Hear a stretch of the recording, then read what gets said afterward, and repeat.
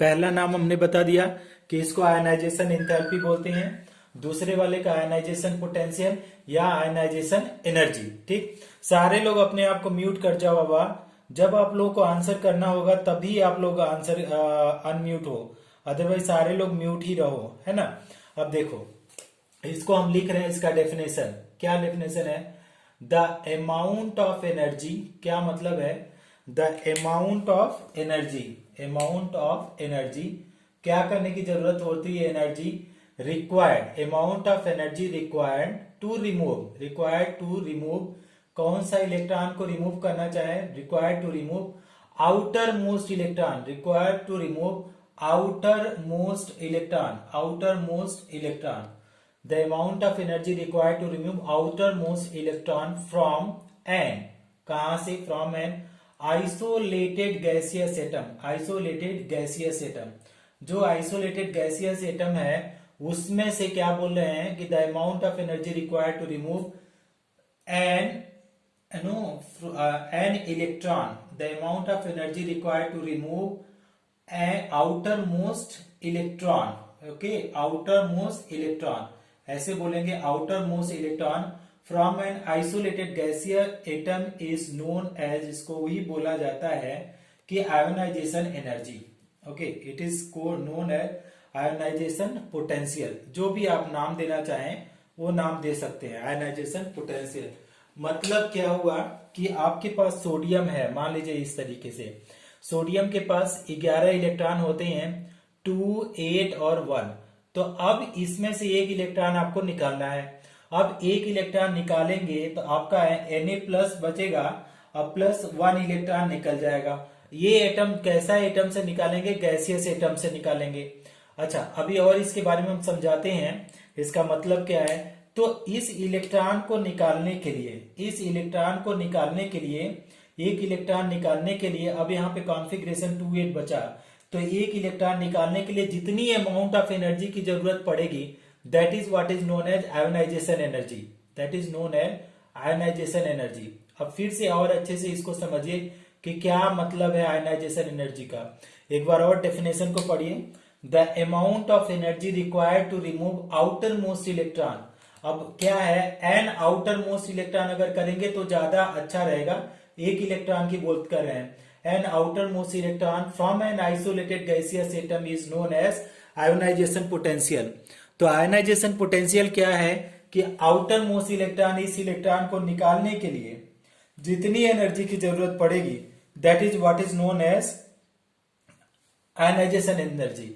अब देखिए, आइसोलेटेड का मतलब क्या हुआ? आइसोलेटेड का मतलब ये होना चाहिए एटम, एलोन एटम। कैसा होना चाहिए? एलोन एटम, एटम्स होना चाहिए, not molecule, not molecule, molecule नहीं होना चाहिए, मॉलिक्यूल्स फॉर्म में नहीं होना चाहिए। क्योंकि अगर Cl के बीच में है, अगर इसमें से इलेक्ट्रॉन निकालेंगे तो एनर्जी बढ़ जाएगी। तो ऐसी बात नहीं कर रहा है, केवल एक एटम की बात रहे, अकेला एटम होना चाहिए, एलोन। अच्छा, अब गैसियस एटम की बात करें, गैसियस का मतलब क्यों हुआ है कि गैसियस में क्या होता है कि लूजली बॉन्डेड इलेक्ट्रॉन होते हैं, loosely bonded electron, loosely bonded electron होते हैं, लूजली बॉन्डेड इलेक्ट्रॉन। तो हम लोग क्या करते हैं कि इसका एक और डिफिनेशन भी होता है कि energy required, amount of energy required to remove most loosely bonded electron from an isolated gaseous atom is known as, क्या बोला जाता है उसको? Ionisation potential. ठीक, अब इसको आप समझ लीजिए, अब ध्यान से देखेंगे, ठीक है, कि आपका कुछ नोट लिखवा देते हैं। नोट, ग्रेटर द अट्रैक्शन, ठीक है, greater the attraction, greater the attraction. तो अगर अट्रैक्शन ज्यादा है तो इलेक्ट्रॉन को निकालना डिफिकल्ट होगा कि आसान होगा? क्या होगा? हाँ, difficult to remove the electron, difficult, ठीक है, to remove the electron, difficult to remove the electron. ये तो चीज हो गया, रिमूव द इलेक्ट्रॉन। ध्यान से समझेंगे, ये तो नोट नंबर 1 हुआ। ठीक, अब हमारे पास नोट नंबर 2 लिख रहे हैं, नोट नंबर 2। ठीक, नोट नंबर क्या बोल रहे हैं कि note number 2, greater the size, greater the size, greater the size. ठीक, अगर साइज हमारा क्या है, ग्रेटर है, तो आपका साइज अगर ग्रेटर हुआ तो अट्रैक्शन फोर्स क्या हो जाएगा? कोई बताएगा? अट्रैक्शन फोर्स क्या हो जाएगा? वीक हो जाएगा, डिक्रीज होगा। Very good. Attraction force decrease होगा, तो इलेक्ट्रॉन को निकालना इजी होगा कि डिफिकल्ट होगा? इलेक्ट्रॉन को निकालना क्या होगा, इजी या easy to remove the electron, easy to remove the electron, easy to remove the electron. अगर इतना आपको समझ में आ गया, रिमूव द इलेक्ट्रॉन, तो ये कॉन्सेप्ट इजिली आप लोग को समझ में आ जाएगा। अब इसी को हम अच्छे से समझाने की कोशिश करते हैं आप लोगों को। क्या, अब ऊपर से नीचे जा रहे हैं ग्रुप में, on moving left to right, on moving, अगर हम लोग left to right, no, on moving top to bottom, top to bottom, तो टॉप टू बॉटम जाते हैं, टॉप टू बॉटम, देन क्या हो रहा है, then atomic radii, atomic radii, कोई बोलेगा क्या होगा, घटेगा बढ़ेगा, एटॉमिक रेडियाई इंक्रीजेस, ठीक, सुपर, एटॉमिक रेडियाई क्या हुआ, इंक्रीजेस।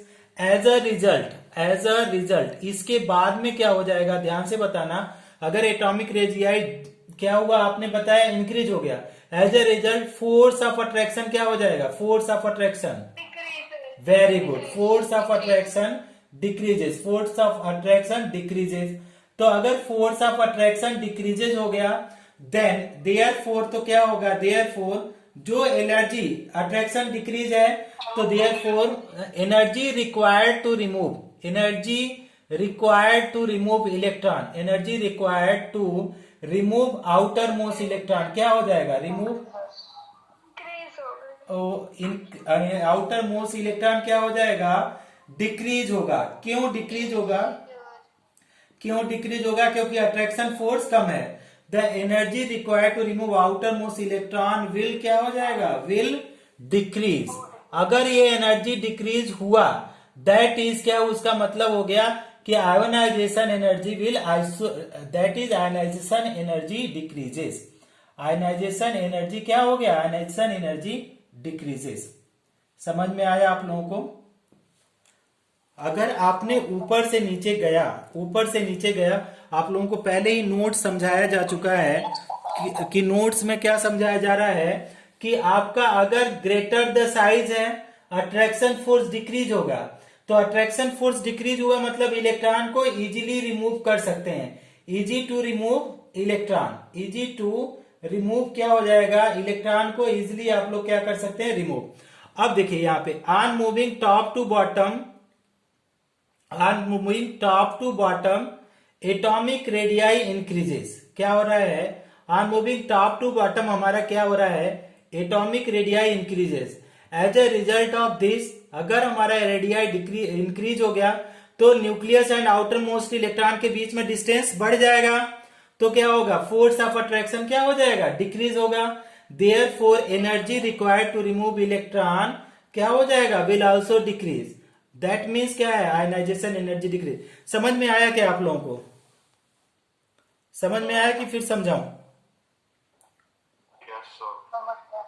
ओके, देन अगर समझ लिया तो प्लीज काइंडली टेक वन। इस किया पहले ग्रुप 1 का एलिमेंट लिया, तो ग्रुप 1 का एलिमेंट मान लो हमने लिथियम से चालू किया, तो लिथियम आया, सोडियम आया, पोटेशियम आया, रुबिडियम आया, सीजियम आया और फ्रेंसियम आया। देखो ध्यान से समझो, इसका जो नंबर ऑफ सेल है इसमें टू, अगर देखेंगे तो 2 और 1 इलेक्ट्रॉन है, 3 इलेक्ट्रॉन, तो सेल कितने हुए, 2 सेल, ठीक, 2 सेल।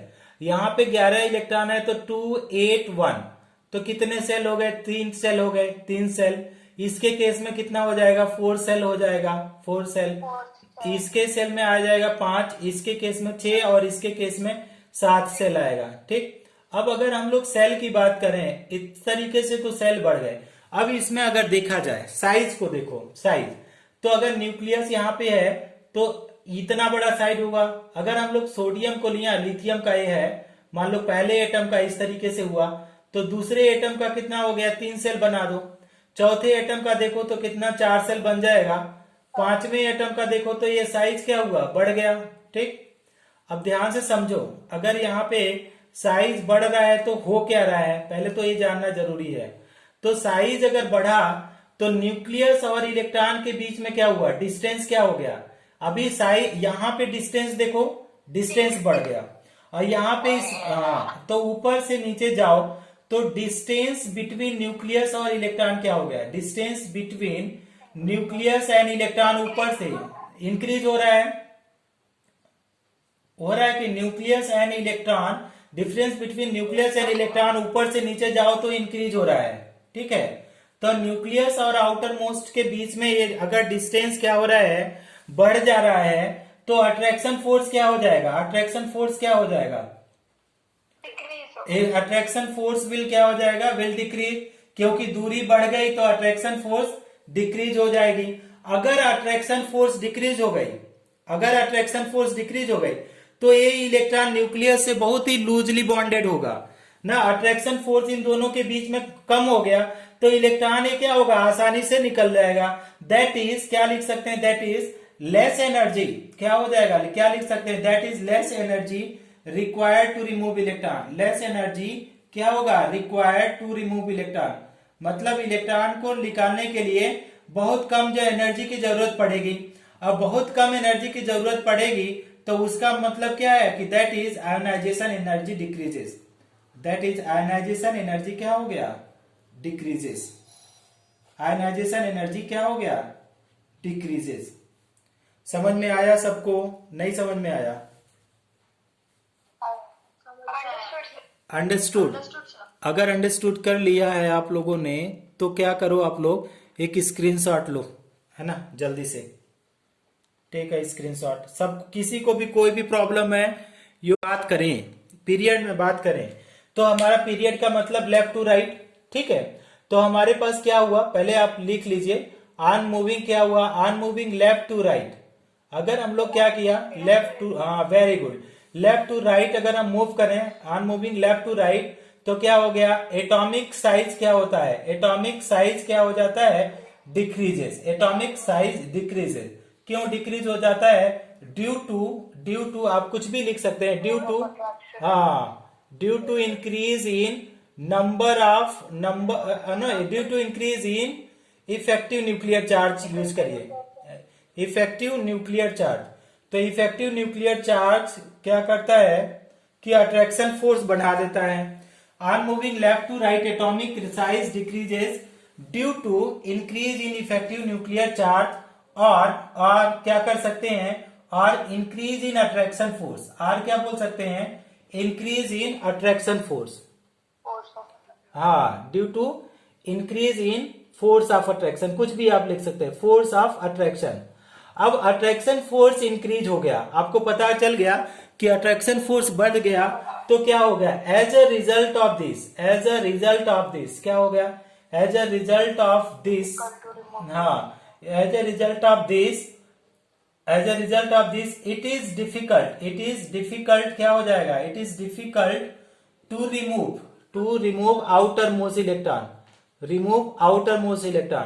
तो आउटर मोस्ट इलेक्ट्रॉन को रिमूव करने में एनर्जी की ज्यादा जरूरत पड़ेगी, क्योंकि it is difficult to remove the electron, और more energy required to remove the electron, और more energy required to remove the electron, more energy required to remove the electron, required to remove the electron. अगर more energy required to remove the electron हुआ, इसका मतलब क्या हो गया, that is, इसका मतलब क्या हुआ, आयनाइजेशन एनर्जी बढ़ी की घटी, very good, super, ionization enthalpy increases. ठीक, अब देखो यहाँ पे, अब ये क्या है, अगर बात करें लेफ्ट टू राइट तो हमने ले लिया लिथियम, इसके बाद बेरिलियम, इसके बाद बोरान, कार्बन, नाइट्रोजन, ऑक्सीजन और फ्लोरीन। अब इसमें क्या है, कुछ तो एक्सेप्शन है, देखो कैसे एक्सेप्शन है, सबसे ज्यादा तो इसका होगा फ्लोरीन का, नो डाउट अबाउट इट, लेकिन यहाँ पे जो ऑर्डर होता है इस तरीके से, इसके बाद क्या हो गया, नाइट्रोजन का तो ज्यादा होगा कार्बन से, अगर हम लोग इसका भी ज्यादा होगा इस तरीके से, लेकिन यहाँ पे ऑर्डर क्या हो रहा है, चेंज हो रहा है। ठीक, अब हम लोग को इसको देखना है। अब यहाँ पे देखो जनरली तो ये बढ़ेगा, लेकिन दो जगह एक्सेप्शन है ना, order of IE, order of, अब इसको समझाऊंगा आपको समझ में आ जाएगा, order of ionization enthalpy, order of ionization enthalpy, इसमें कुछ जगह पे कुछ चेंजेस आए हैं, वो उसका चेंजेस क्यों आए हैं उसके लिए कुछ रीजन है, उसको हम लोग बताएंगे कि सबसे ज्यादा किसका, सबसे कम लिथियम, फिर आपका कौन सा आ जाएगा, इधर में देखो, फ्लोरीन था, फिर oxygen, nitrogen, carbon, boron, beryllium. अब इसमें करो क्या कि आप लोग सबसे पहले एक स्क्रीनशॉट लो, इसके बाद इसको हम अच्छे से आप लोगों को समझाते हैं।